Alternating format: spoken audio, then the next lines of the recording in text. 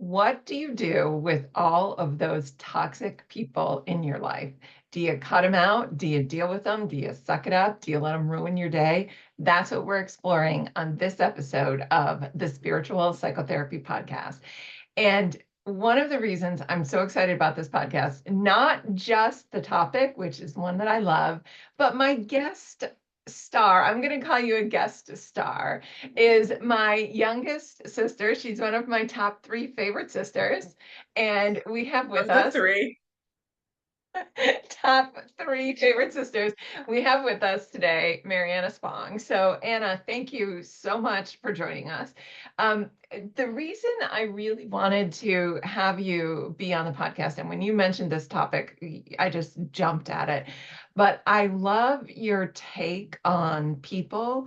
I love your take on your own self-awareness with the spiritual growth that you've gone through and the changes that you've seen in your life as a result of that. And you are truly a deeply spiritual person. And so the topics that are on your mind are the topics that matter to a lot of people. So I love that perspective. And bringing with you that sort of real life, these are the situations that we face and how do we deal with them. So I cannot wait to get started. Thank you very much for being here. I'm super excited. Tell me first why you why you wanted to talk about this topic. Well, I think what started it is when we saw each other a couple weeks ago, we were just kind of like discussing how happy our lives are. And I was like, I'm truly at a point in my life where I'm like, wow, everybody's tweaking little things here and there. There's things you're always working on, but just overall living a happy life and just reflecting back on the turning point being that it was a decision. Yes. I love that word decision. And, I see this a lot with my clients too, because very often they come into therapy feeling very disempowered, that the problem they're facing is somewhere out there. It's in their, jerk of a husband or their unfaithful wife or their Scrooge of a boss. And they see all of this as being out there. And one of the things that I believe is so important in psychotherapy in general, and then if we layer the spiritual aspect on it even more so, is helping people understand that's all choice. You're not at the victim of anybody, but so many of us have learned that external circumstances should determine our mood. And I think what you're saying is our mood determines our external circumstances. Absolutely. And I realized even the situations that were not what I wanted them to be, when I approached them with gratitude and a different attitude about it, and I reflected back on how where I was a series of choices that I had made, nothing that I had been a victim of. I think that it really, I said, the one thing I can change is how I feel about it. Yeah, that's all you can ever change. So when you made that decision to change, what happened to the relationships in your life? Well, you always have those people that, you complain with. You complain about work, and then you're like, you know what? I'm helping people. I'm in like what is wrong with this situation? And it's my attitude about it. And Yeah. the people that I had really been complaining with, it was very hard for me to maintain some of those relationships. And when I realized that a lot of stuff had nothing to do with me and I wanted to step back from it, um, it it really I like began to butt heads with people a lot.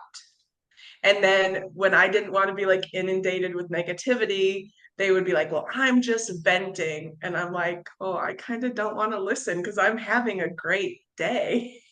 Yeah, and I think this is what happens. So I think at first these toxic people were a match for us, right? Like we were right there. 100%. We didn't We think they were loved so it. toxic when we were there. We loved it. Yes, yes. And so then what happens is we make the decision to be happy as we elevate our vibration. I think what's very natural to happen is these people just irk us because we're afraid it's contagious and we're afraid they're going to drive us back down to where we were. And the things that we see from a different light, like we can no longer see from their perspective. And um I was con I was constantly like disagreeing with like some of my very long standing friendships Yeah, so you're fighting because it, right? Because you don't like where they yes. are, because it's like the ex-smoker who can't bear to have somebody smoke within 100 miles of them. I get this when my kids were little, I used to tell them I'm allergic to complaining because I was like, that can't be in my space because I didn't trust myself to feel good in the face of that powerful energy. Right. And it's so crazy to me because obviously we both have children and they're just so positive and happy that it's just like when you when something's off with you, you realize to be around all that positivity, you're like, I'm the problem here. Mhm. Because it's just like nothing is wrong. Nothing is that big of a deal. Nothing's like really wrong with their day. And my son has even carried that into adulthood. And I'm Yeah. like, like, we really, yeah. And so one of the things is not letting outside forces, I think, inundate you with that negativity constantly in your relationships. Yeah, so here's the really fascinating part. And I know you've actually done more research on this than I have. I, so do we have to block those toxic people, or do we have to block that negativity from coming into our lives? I know for me, I used to fight it a lot and really just cut everybody out of my life because the people that used to be a match for me just weren't a match for me anymore. And I was Mhm. so overreactive. I don't know the word, overreactive, that I mean, I would have people that had been in my life for a long time that I just didn't have any contact with. So, what do you think we do with these toxic people?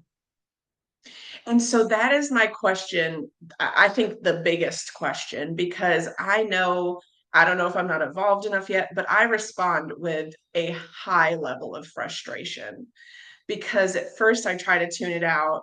Um, some people hum to avoid it. I've been known to I hum when frustrated. And you know what's so funny? Do you do it? Our mother hums when she's frustrated. Do you hum when you're frustrated?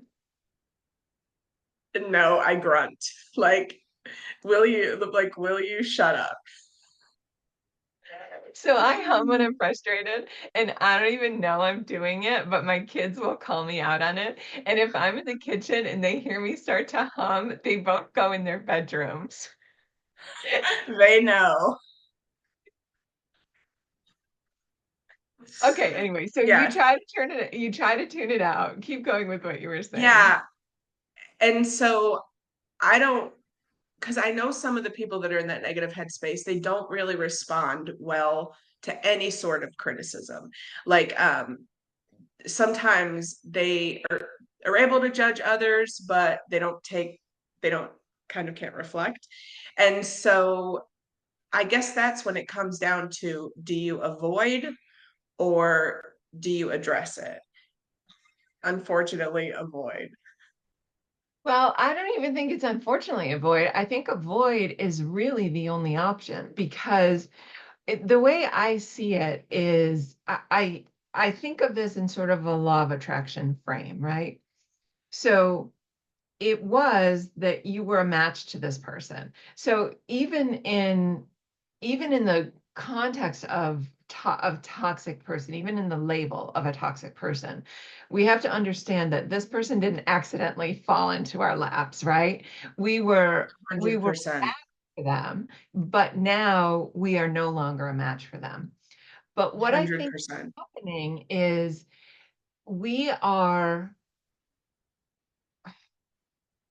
not strong enough in our new happiness or our new optimism or our newfound appreciation of life, that we're not reacting so much to this person as we're reacting to what they're calling out from us.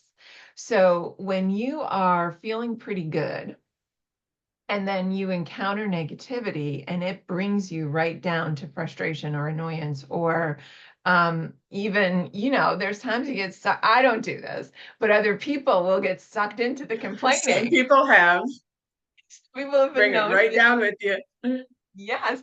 And then you're like, oh God, how did I get here?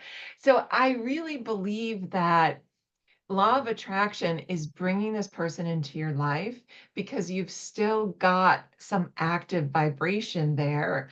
Not maybe Mhm. that you're the complainer or the negative person anymore, but you're so on guard against it that you're activating that vibration without even knowing it. I would agree with that 100%. And I think part of it is the familiarity. And Yes. Oh my gosh, the pattern, right? it's the pattern and um, long-term friends, family. They've been there with you through birth of your children and life changes, and you've seen their kids grow up, and you're like, what do I owe this person? Like they've been in my life through all of these things, and do I just be like, sorry, this isn't working for me anymore? And I think that, I read a couple articles on how like more than ever people are going like no contact with their close family and parent, their parents. And I'm just like, it is that the answer? Like obviously in the absence of like severe abuse and neglect, I mean, obviously that's a no contact situation, but like is that the answer, I don't think it is. I think that what we need to understand is law of attraction is only reflecting back to us what's active in us. So if you want something different in your relationships, be really grateful for the fact that this person is showing you your point of attraction, because maybe you think that you're happy and maybe you're happy in a lot of circumstances, but where it comes to, family members or long-term friendships, you're still seeing them in that old context. You're still seeing them as a toxic person or you're seeing them as a negative person. And that's all they can be around you because that's all you will allow them to be. that's very true. Very true. And the other thing is like with your friendships, I mean, I think, there's a healthy level of venting. I think that you can like I have a very good friend, and um she's actually a travel nurse that I like room with sometimes when we're on assignment. And we'll come home, we'll complain for 5 minutes about the day, and then it's like where she's going with her boyfriend and like making a cake for her nephew's birthday. And so I think it's okay to have like a little bit of like healthy venting, like a couple minutes to just kind of decompress with somebody that like went through it with you. And then Yes. like then you just like move past it and you just so do you agree with any venting? I guess I do in theory, but to me, I still find myself reacting to it. When somebody vents to me, I can feel myself tensing up on guard. I'm now on Yeah. guard against it. And my daughter, who is 14, I pick her up from the train station every day after school, and we have like a 6-minute drive home from that. And she has developed this tendency of she gets in the car and she just dumps on me, right? And Hmm. That's not her. That's just not her personality. So the other day, she got in the car and she immediately launched into a story about her French textbook. And I said, enough. I'm not picking you up. I don't know why I threatened to not pick her up, but I said, I'm not picking you up anymore if you're just going to get in the car and dump on me. And it was like, Download that Uber app. He'll pick you up and he'll listen. oh my God, he will listen. Yes. And I was like, oh, Jennifer, you need to figure out what's going on. But I was just so very reactive to her venting, like, I don't want this to be the foundation of our relationship. And it was it was shocking to me that I had such a strong response because she's not a toxic person by any stretch. And Right, yet that's right. how I was responding to her. I was putting her in that category. And so instead of trying to stabilize myself and feeling better, I was trying to force her to change her behavior. You need to do To make this. you feel better. Yes, you need to do this so I can feel So I better. can feel better. And I tell my clients all day long that's a losing proposition. And then there I was. So I think trying to control toxic people is always a pushing against, and it's always a sign that they're activating something in you that you don't really like very much. So, having said that, until these people are ready to do a 180 and change and find their own positivity and anchor themselves, you're not going to change them. Yeah, And I'm with sorry, that being even if they are ready to anchor themselves and be more positive, you're still not going to change them. right, okay, agreed, 100%. So you can either stabilize yourself and not, if what I'm hearing is correct, so stabilize yourself, or can you make the choice to just not be around it? So what I like is to say, do I really truly want to talk to this person right now? And most of the time with those people, the answer is no. You'll notice. So what I say with my clients is, let's just use their mother because it's always your mother's fault, right? It's your mom's fault. It's always mom's fault. So We're moms. It's going to be our fault too. So we it's just accept never that. going to be my fault because I am the perfect mother. Okay, It's my so fault then. I say, imagine your mother's calling. What's your reaction? Guilt. I got to talk to her. Well, don't answer the phone. If you see she's calling and you're truly lit up and you're truly excited to talk to her, great, call her. But if you see her calling you and it's activating guilt or shame or anger or resentment or blame or even frustration, if it's activating any of that, no, oh my God, for the love of God, don't do that because that's the part you're playing. The part they're playing is the negativity. The part you're playing is going there with them. Yes, 100%. I agree with that. Yeah, and and I guess like you said, it's just the guilt. Like, what do we owe people? You know? What do you think? Do you think we owe them ongoing friend? I mean, do you think we owe them answering their phone calls when they call? So it's a really hard thing for me because I want to be there for people when they're going through something because people have been there for me when I'm going through something. Um, and I think that venting, when you're upset about something, when you're going through something, I think the problem is that people want to call and vent about ex-husbands, baby daddies, whatever the jobs, like perpetually. And that creates But then this how do huge you negative. distinguish? Yeah, how do you distinguish what venting you allow in your life and what venting you don't? Because I know And as I demonstrated, this is something I struggle with.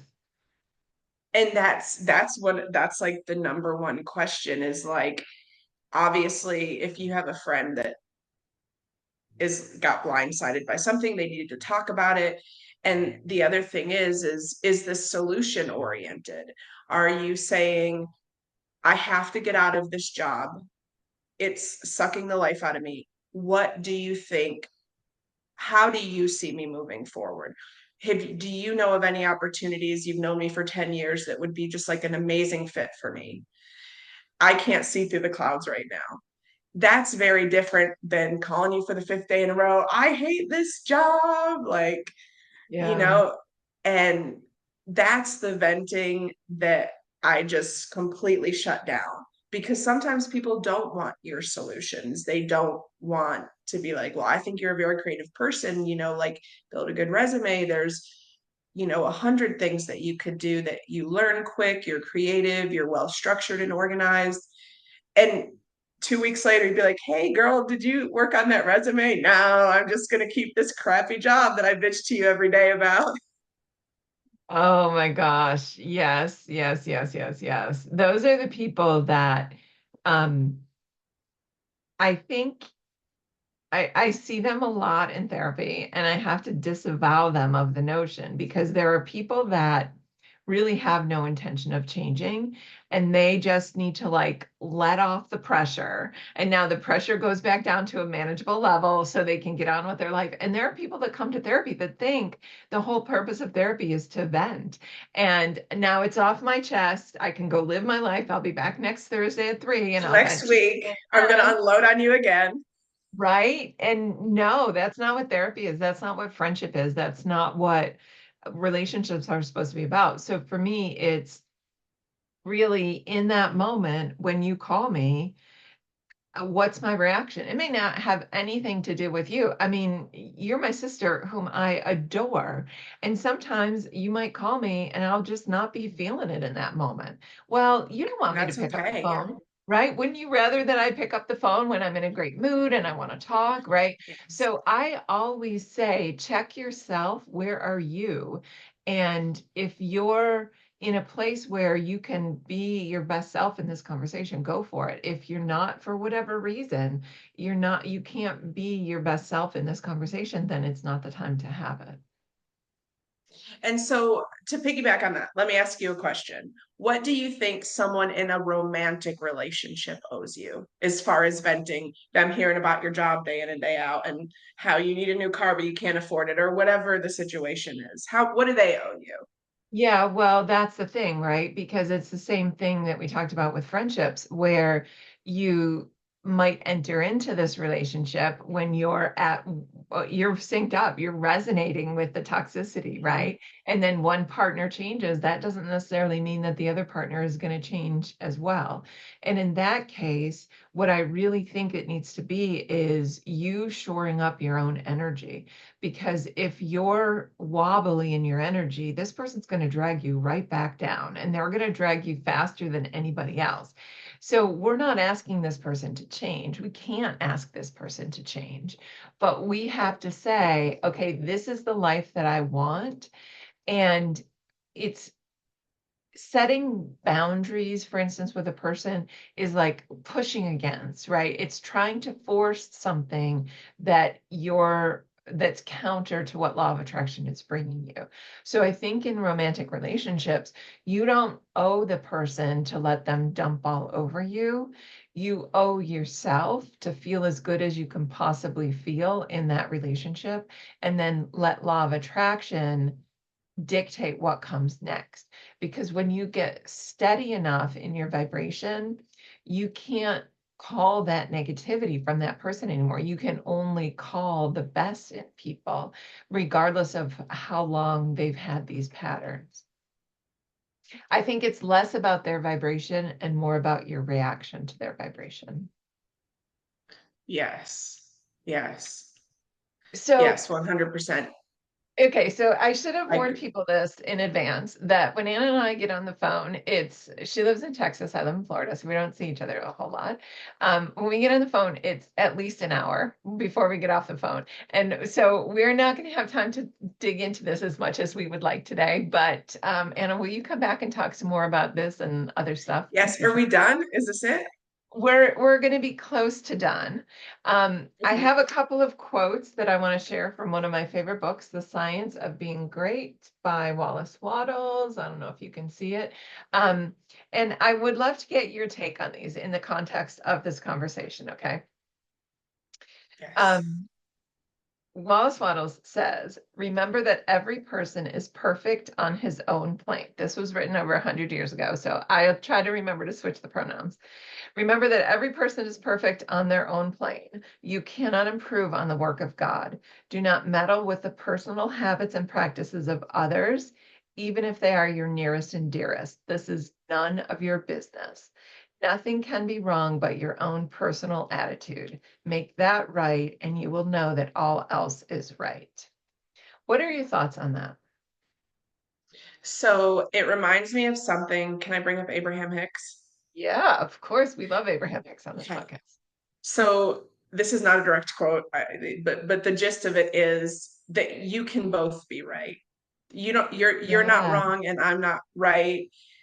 If we see something different ways, we're both right. And I just loved that because it reminds me of the first part of what you said. You're right, and so am I.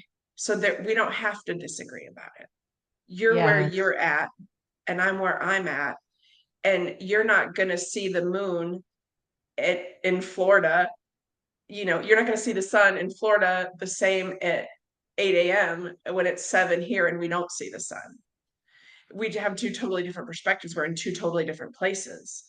And right. you can't call me and be like, "Are you looking at the sunrise?" I'll be like, "No, it's pitch black over here."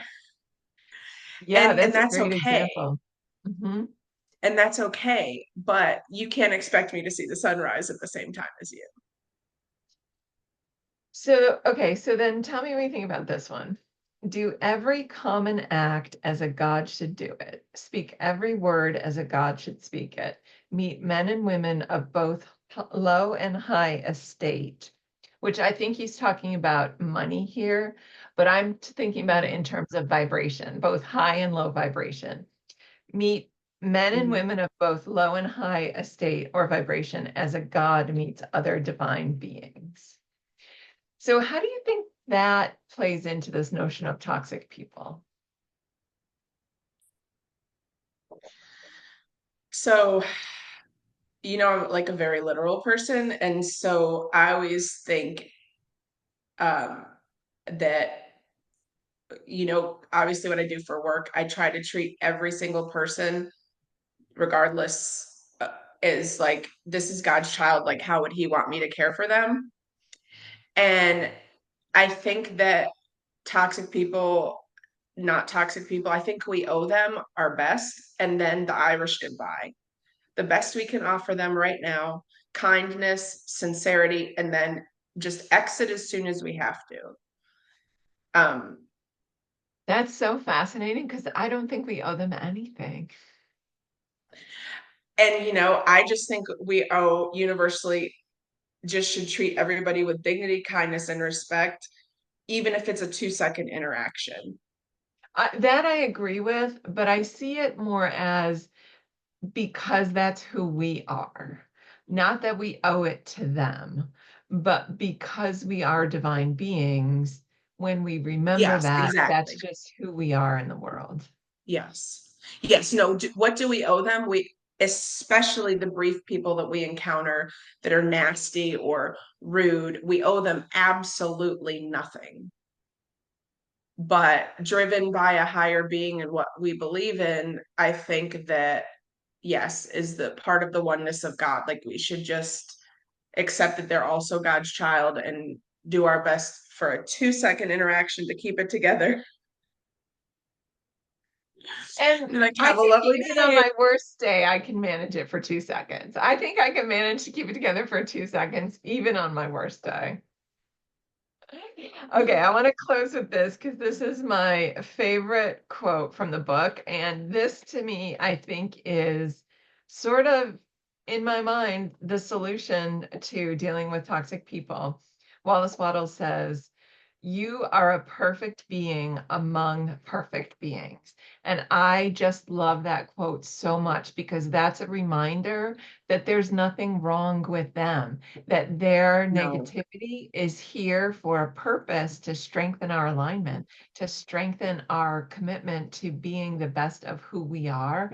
And they are absolutely perfect in who they are, and we are perfect in who Hmm. we are. And there's no need for us to try to change them because they're a No. gift in our lives to help us be even stronger the in what we know about ourselves. Anna, thank you. Oh my gosh, this was such a delight. I really appreciate you taking time out to be with us here today. I love your perspective on all of this. You guys, if you want more Anna, drop a comment down below and we'll have her back for future episodes. If you haven't subscribed to the channel, do that now so you get updates when the new episodes drop. And if you have a topic you want us to talk about, give us a comment on that too, because we always love talking about this stuff, and anything you want to hear, we're happy to share. Anna, thank you so much. This was a tremendous pleasure. It's been so fun. I've really enjoyed it. Thank you, everybody. This is a Spiritual Psychotherapy podcast. I'm Jennifer Sneeden, and I'll see you in the next episode.